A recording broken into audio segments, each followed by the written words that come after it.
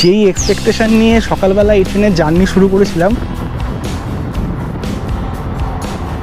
আর train যেই গতিতে চলছে, কখনো 100, কখনো 105, এটা কিন্তু একদম বেস্ট ট্রেন দীঘা ঢোকার জন্য। যেই ভয়টা পাচ্ছিলাম সেটাই হলো, মানে এইভাবে দীঘা যেতে হবে সেটা একদমই ভাবতে পারি। দীঘার বুকে সব থেকে কম খরচে থাকার একটাই আস্তানা, এখানে 900 থেকে 1000 টাকার মধ্যে কিন্তু এরকম রুম পেয়ে যাবেন।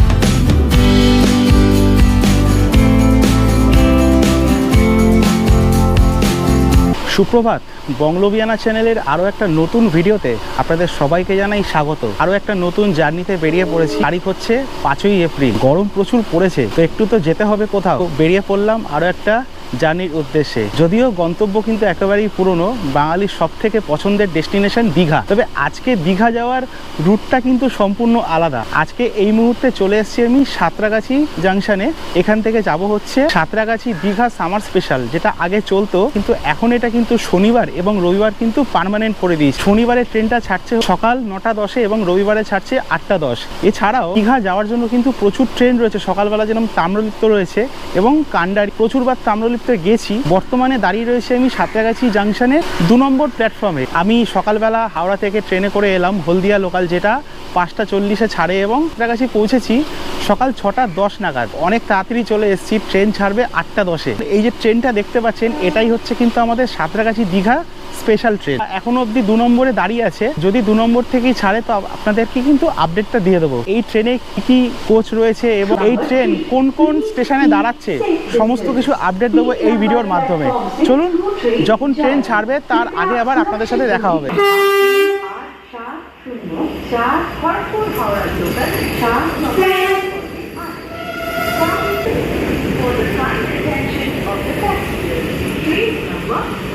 এই যে ট্রেনটা দাঁড়িয়ে রয়েছে 2 নম্বর প্ল্যাটফর্মে, এটাই কিন্তু হচ্ছে সাঁতরাগাছি দীঘা ফার্স্ট প্যাসেঞ্জার। এর পেছনে রয়েছে একটা জেনারেল কামরা এবং সামনে রয়েছে একটা জেনারেল কামরা, এবং সেকেন্ড সিটিং রয়েছে মাত্র 6টা। মানে একদম ছোট্ট একটা ট্রেন, 8 কোচের। ট্রেনটা এতটাই ছোট, দেখুন এই যে শেষ মাথায় দাঁড়িয়ে রয়েছে, এখান থেকে ট্রেনটা কিন্তু একদম জাস্ট এইটুখানি। ভিডিওতে দেখে হয়তো বুঝতে পারছেন না। আর আমাদের কোচ রয়েছে একদম D1-এ, মানে জেনারেলের ঠিক পরে। আর এই ট্রেন কিন্তু হচ্ছে সেই পুরনো ICF রেকে চলছে।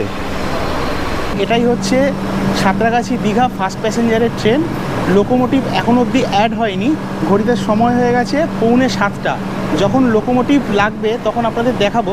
আপাতত একটু ওয়েট করি। মোটামুটি এখন অবধি 1 ঘন্টার পর আমাদের অপেক্ষা করতে হবে।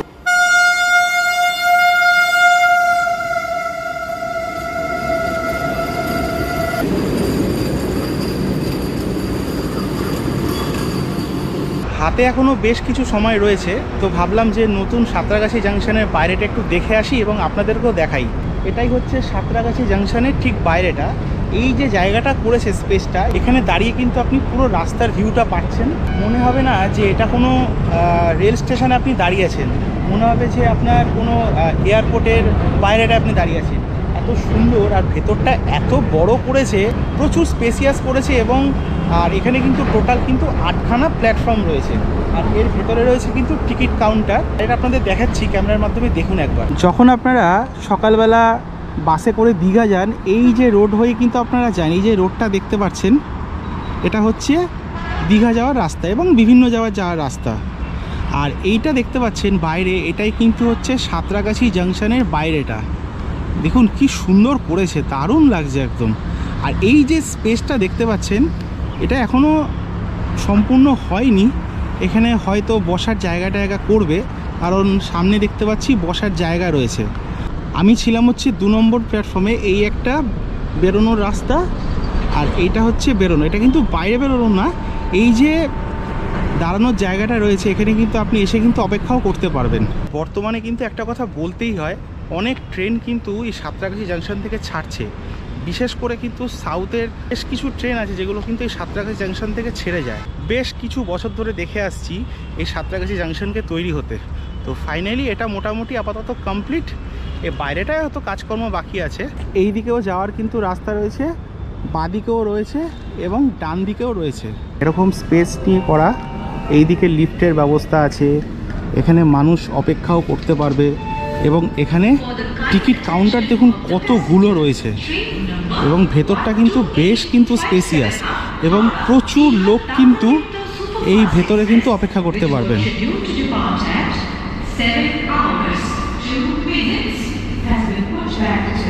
প্রায় সকালবেলা কিন্তু কিছু মানুষ কিন্তু এখানে বসে অপেক্ষা করছেন। আপনাদেরকে দেখালাম এই সাঁতরাগাছি জাংশন কিন্তু এখন খুব সুন্দর করেছে। সকালবেলা আসলে আপনাদের অসুবিধা হবে না, এখানে অপেক্ষা করতে পারবেন এবং প্ল্যাটফর্মে কিন্তু খাবার দাবারের স্টলও পেয়ে যাবেন। ঘড়িতে সময় হয়ে গেছে এখন সকাল 7:30 আর আমাদের ট্রেনের সাথে জুড়ে গিয়েছে লোকোমোটিভ WAP4। এটাই হচ্ছে 58029 সাঁতরাগাছি দীঘা ফার্স্ট প্যাসেঞ্জার। আমার কোচ হচ্ছে D1, বাট D1-এ এখনো অবধি লাইট দেয়নি। এই কোচটা একবার উঠে আপনাদেরকে দেখাই। আর দেখতেই পাচ্ছেন সেই পুরনো কোচ 3x3 সিটিং, নতুন করে কিছু দেখানোর নেই আর। আর এই কোচে রয়েছে কিন্তু দুটো ওয়াশরুম, এইদিকে একটা এইদিকে একটা। ওয়াশরুম মোটামুটি পরিষ্কারই রয়েছে, একদম সেই পুরনো দিনের 3x3 সিটিং। তো এটাই হচ্ছে আমাদের আজকের ট্রেন। সকাল 11:45 আমাদের দীঘা পৌঁছে যাবে। ঘড়িতে সময় হয়ে গেছে এই মুহূর্তে সকাল 8টা, আমাদের ট্রেন ছাড়ার সময় হয়ে গেছে। তো আপনাদের সমস্ত কিছু দেখিয়ে দিলাম যে কোচ সিটিং কীরকম আছে।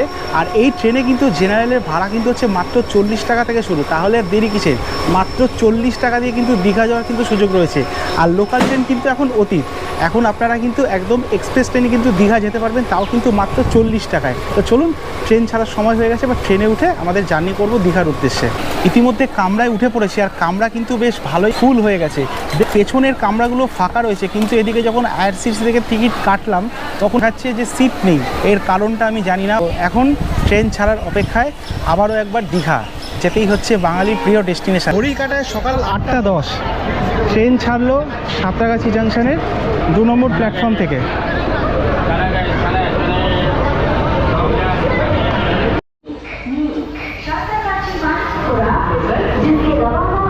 ট্রেন আমাদের ছেড়ে দিল। আমাদের পরবর্তী হল্ট কিন্তু হচ্ছে উলুবেড়িয়া স্টেশন, যেটা কিন্তু 24 কিলোমিটার জার্নি করার পর কিন্তু আমরা পৌঁছে যাব। জয় জয় জগন্নাথ। এখন কিন্তু দীঘাতেও কিন্তু জগন্নাথ মন্দির হয়েছে, তো জগন্নাথের নাম করে যাত্রাটা শুরু করলাম। ওইদিকে পুরী শালিমার ঢুকছে 1 নম্বরে। সাঁতরাগাছি থেকে দীঘা অবধি কিন্তু এই ট্রেন কিন্তু টোটাল 177 কিলোমিটার কিন্তু দূরত্ব কভার করছে। মোট কিন্তু 5টা হল্ট স্টেশন পড়বে। প্রথমে আমাদের কিন্তু উলুবেড়িয়া, তারপরে হচ্ছে মেচেদা, তারপরে বাগনান, তারপরে কাঁথি, তমলুক এবং দীঘা।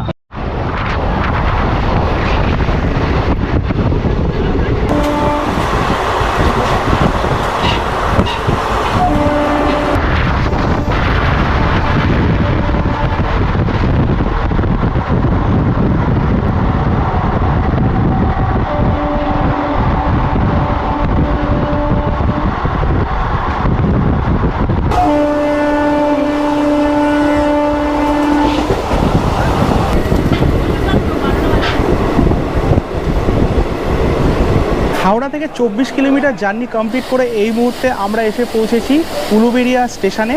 এখানে আমাদের ট্রেনের হল্ট আছে মাত্র 2 মিনিট। আরেকটা জিনিস দেখাই, প্ল্যাটফর্ম থেকে ট্রেনের ডিস্টেন্সটা শুধু একবার দেখুন।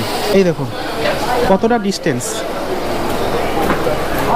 তো যখন আপনারা প্ল্যাটফর্মে নামবেন একটু দেখে শুনে কিন্তু নামবেন, যাতে আপনাদের কোনো রকম প্রবলেম না হয়। মাত্র 2 মিনিট দাঁড়িয়ে আমাদের ট্রেন ছেড়ে দিল পরবর্তী স্টেশন বাগনানের উদ্দেশ্যে। হাওড়া থেকে 37 কিলোমিটার জার্নি করে কিন্তু আমরা পৌঁছে যাবো আমাদের পরবর্তী ডেস্টিনেশন বাগনান।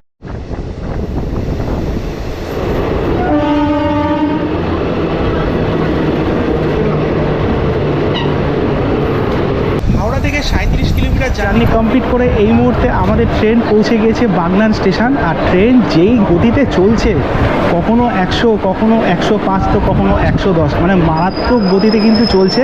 মনে হচ্ছে সময়ের অনেক আগেই কিন্তু আমরা দীঘা পৌঁছে যাব।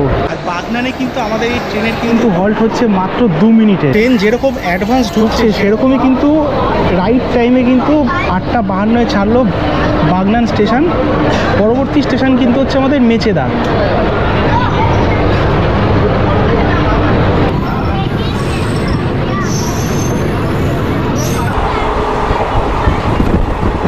মেছেদা লাইনের ট্রেনে জার্নি করছি আর চপ খাবো না সেটা তো হয় না। এখানে একজন আমাদের সহযাত্রী ছিলেন, তো উনি আমাদেরকে দুটো চপ খেতে দিয়েছে, তো খেয়ে দেখি কীরকম টেস্ট। দারুণ দারুণ।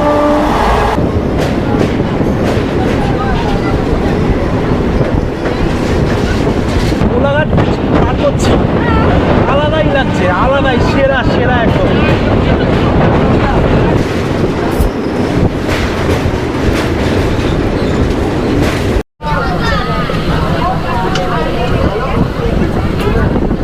হাওড়া থেকে 50 কিলোমিটার জার্নি কমপ্লিট করে 3 মিনিট দেরিতে মেছেদা স্টেশনে ঢুকলো আমাদের এই ট্রেন। তো এখানে আমাদের ট্রেনের হল্ট আছে মাত্র 2 মিনিটে। তো পরবর্তী স্টেশন কিন্তু হচ্ছে আমাদের তমলুক। ঘড়িতে সময় 9:12। মেছেদা থেকে আমাদের ট্রেন ছাড়লো, পরবর্তী স্টেশন তমলুকের উদ্দেশ্যে। এখান থেকে কিন্তু অনেকজন লোকই উঠলো, তবে জেনারেলের জন্য এখানে কিন্তু কোনো রকম রিজার্ভেশন লোক ওঠেনি।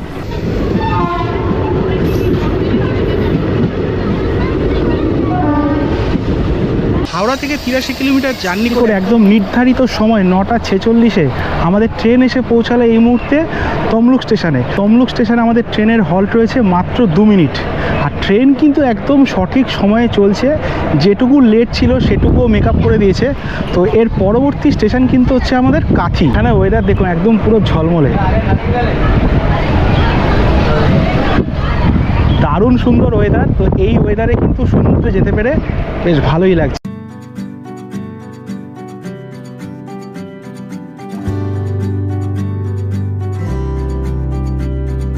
छोटी छोटी राहें मिलके कहीं दूर दूर मंजिल पर जाएगी, कभी छाँव छाँव कहीं धूप सताएगी।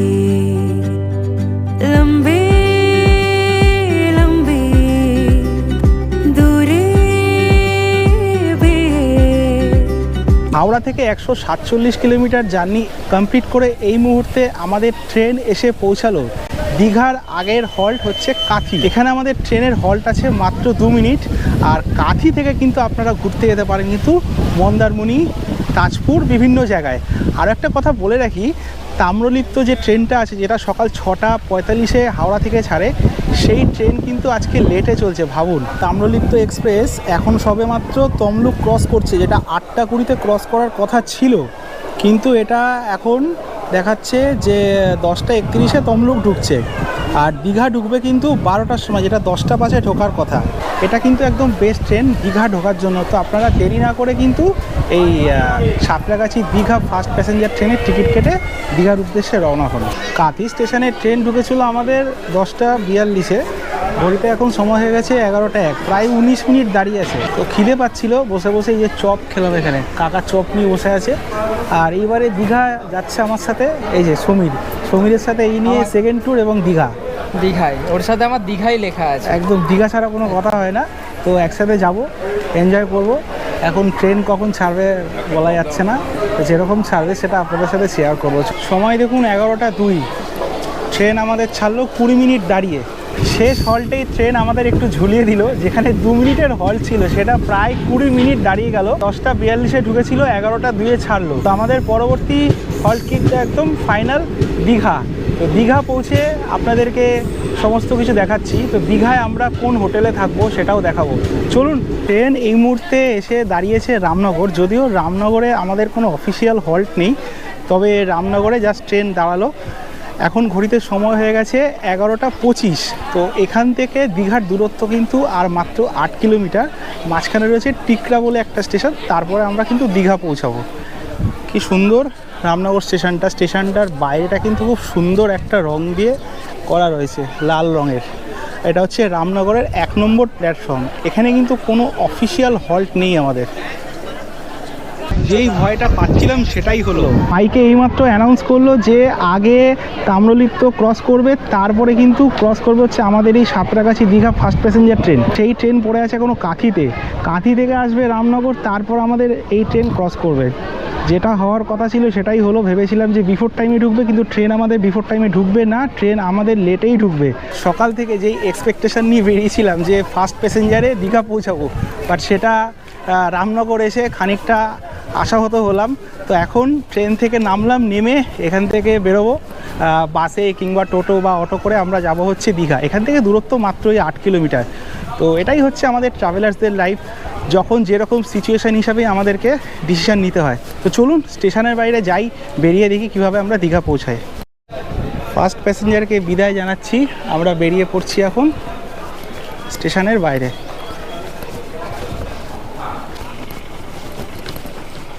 যেই এক্সপেকটেশান নিয়ে সকালবেলা এই ট্রেনের জার্নি শুরু করেছিলাম, কিছুটা হলেও কিন্তু নিরাশ হলাম। রামনগর স্টেশনের বাইরে কিন্তু আপনারা দীঘা, মন্দারমণি, তাজপুর যাওয়ার কিন্তু গাড়ি পেয়ে যাবেন।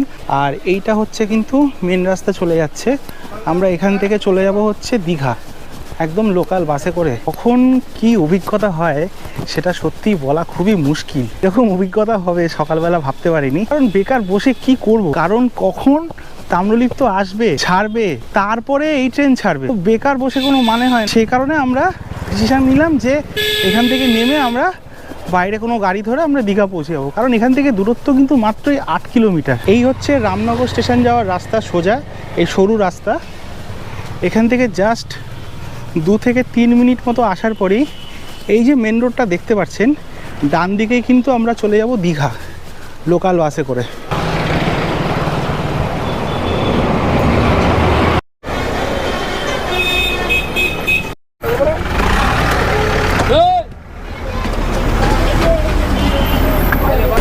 অভিজ্ঞতা অর্জন করতে করতে কোথায় চলে এসেছি, মানে এইভাবে দীঘা যেতে হবে সেটা একদমই ভাবতে পারিনি। মানে এতবার লাইফে দীঘা গিয়েছি, বাট এইবারে দীঘা জার্নি কিন্তু একদম সম্পূর্ণ আলাদা। মানে ট্রেন ছেড়ে মাঝপথে এরকম লোকাল বাসে করে রামনগর থেকে দীঘা যাচ্ছি, মানে ভাবতে পারছেন কী লেভেলের এক্সপিরিয়েন্স। তো চলুন দীঘা পৌঁছাই, এখান থেকে ভাড়া কতটা নেবে সেটা আপনাদের ভিডিওর মাধ্যমে বলে দিচ্ছি।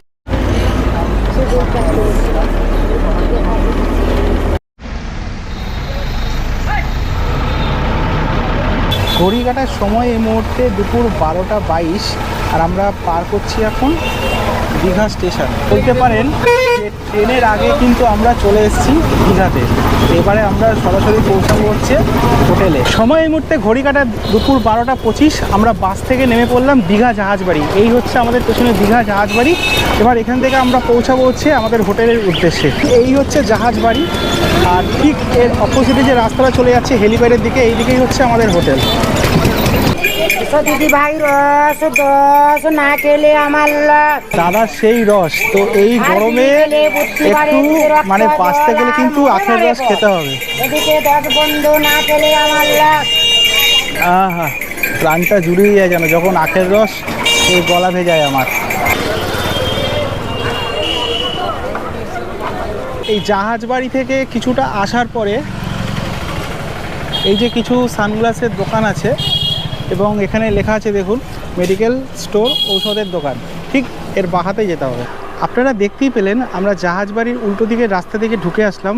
ঢুকে আসার পরে যে হোটেল, নীল রঙের যে একটা হোটেল দেখালাম, তার একটুখানি এগিয়ে এসে মেডিকেল শপ লেখা আছে, তার বাহাতে আসার পরেই বাদিকের রাস্তা, সেখানেই হচ্ছে আজকে আমাদের এই হোটেল। এদিকের রাস্তা থেকে জাস্ট একটুখানি, জাস্ট হাফ মিনিট আসার পরে এই হচ্ছে আমাদের হোটেল, হোটেল সোনামণি। এটা হচ্ছে হোটেল সোনামণির এন্ট্রান্স। এই হচ্ছে এন্ট্রান্স এবং বাদিকে রিসেপশন। ঠিক পাশ থেকে দেখছেন একটা সিঁড়ি উঠে যাচ্ছে এরকম। এই সোজা গিয়ে কিন্তু হচ্ছে আপনাদের রান্না করে খাওয়ার জায়গা। 100 জন মতো বসে কিন্তু এখানে খাওয়া দাওয়া করতে পারবে। এখানে কিন্তু সমস্ত চেয়ার টেবিলের ব্যবস্থা আছে, এইগুলোকে আপনারা বাইরে বার করে কিন্তু এখানে 100 জন মতো বসে খাওয়া দাওয়া করতে পারবে। এখানে রান্না, বাথরুমের ব্যবস্থা সমস্ত কিছু আছে। দেখুন ওপরে কিন্তু শেড করা আছে, লাইটের ব্যবস্থা আছে, সমস্ত কিছু। এই হচ্ছে আমাদের রিসেপশন। বুকিং ডিটেলসটা কিন্তু আমরা পূরণ করে নিচ্ছি। দেখতে পাচ্ছেন দুদিকে কিন্তু রুম রয়েছে, এবং বাঁ দিকে রয়েছে, ডান দিকে রয়েছে, এবং এদিকে কিন্তু ওনাদের কিচেনেরও কিন্তু ব্যবস্থা রয়েছে। আমরা উঠে যাব হচ্ছে সিঁড়িপথে 3rd ফ্লোরে। আমরা 3rd ফ্লোরে উঠে এসেছি। 3rd ফ্লোরে উঠে আসার পরে এই হচ্ছে আমাদের রুম। এই দিকে আমাদের রুম নাম্বার হচ্ছে 309। ডান দিকেও প্রচুর রুম রয়েছে, বাদিকেও রুম রয়েছে। আরেকটা জিনিস আপনাদের দেখাই, দেখুন এই বারান্দা থেকে সেই দূরে দেখা যাচ্ছে প্রচুর বাস দাঁড়িয়ে রয়েছে, আর সামনে কিন্তু ওটা কিন্তু হচ্ছে হেলিপ্যাড। প্রবেশ করছি আমাদের রুম নাম্বার 309। এই হচ্ছে আমাদের রুম, সুন্দর বেশ রং করা রয়েছে। এখানে রয়েছে বড় একটা কিং সাইজ বেড, যেখানে 2 থেকে 3 জন আরামসে চলে আসবে, এবং কম্বল তো দেওয়াই রয়েছে, এখন গরমে কম্বল লাগবে না। রয়েছে টেবিল, লাগেজ রাখার জন্য একটা আলমারি, এবং ড্রেসিং টেবিল, আয়না এবং চার্জিংয়ের সকেট কিন্তু দেওয়া রয়েছে। আর এখানে রয়েছে ওয়াশরুম বেশ বড় সাইজের রয়েছে, শাওয়ার এবং বেসিন, কোমোড। এখানে কিন্তু কোনো রকম গিজারের কিন্তু সিস্টেম নেই। আরেকটা প্লাস পয়েন্ট হচ্ছে এই রুমে কিন্তু রয়েছে সাথে একটা ছোট্ট ব্যালকনি থেকে এই রকম কিছু ভিউ পাওয়া যাবে রাস্তার। সোনামণিতে এসে একটা রুম আপনাদের দেখিয়ে দিলাম। এই হোটেলে রয়েছে কিন্তু টোটাল 5টা ফ্লোর মিলিয়ে কিন্তু বেশ কিছু রুম রয়েছে, সেখানে নন এসি এবং এসি রয়েছে। নন এসির ভাড়া হচ্ছে 450 থেকে 800, এবং এসির ভাড়া হচ্ছে কিন্তু 800 থেকে 1500 টাকার মধ্যে কিন্তু রুম পেয়ে যাবেন আপনারা। দীঘা আসলে এই হোটেল সোনামণিতে কিন্তু আপনারা যোগাযোগ করতে পারেন। আমি নাম্বার ডিসক্রিপশান এবং স্ক্রিনে দিয়ে রাখলাম, তো আপনারা চলে আসুন দীঘা থেকে। দীঘা ট্রেনে আসার ভিডিও আপনাদের কেমন লাগলো অবশ্যই নিচে কমেন্ট সেকশনে কমেন্ট করে জানাবেন। আর যদি আপনারা দীঘা আসেন অবশ্যই কিন্তু এই হোটেলে কিন্তু আপনারা আসবেন। মধ্যবিত্তের বাজেটের মধ্যে কিন্তু একদম সেরা হোটেল সোনামণি, তাও আবার কিন্তু নিউ দীঘার থেকে মাত্র 7 থেকে 8 মিনিটের। তো আজকের ভিডিওটা কেমন লাগলো অতি অবশ্যই নিজে কমেন্ট সেকশনে কমেন্ট করে জানান। যদি ভিডিও ভালো লেগে থাকে তাহলে একটা লাইক করবেন এবং সবার সাথে শেয়ার করবেন, এবং ভিডিওটা ভালো লাগলে অবশ্যই কিন্তু চ্যানেলটা সাবস্ক্রাইব করে পাশে থাকবেন। দেখা হচ্ছে পরের ভিডিওতে, ততক্ষণ সবাই ভালো থাকবেন, সুস্থ থাকবেন। দীঘা থেকে আপনাদের সবাইকে জানাই টাটা।